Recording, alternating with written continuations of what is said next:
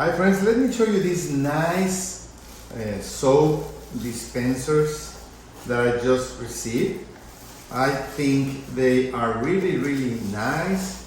The white color of the dispensers and this wood-like finish of the caps are really pretty. You get one for the conditioner, one for the body wash, and one for the shampoo. This way your bathroom will look really nice. We are going to test it and use it in our bathroom. Let's go.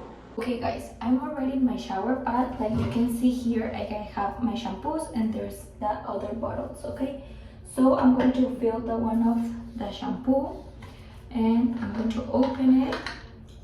Okay guys, I'm already going to fill this one into my new bottle. Okay.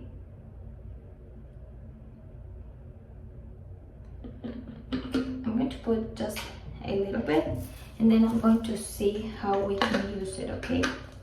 We close it, then we open this, okay, to the left, open it, and then we need to pump like many times, and then that's it, okay? Like you can see there's a shampoo, okay? And I'm going to show you how it looks all together. Okay guys, and this is how it looks: the conditioner, the shampoo, and the body wash, okay?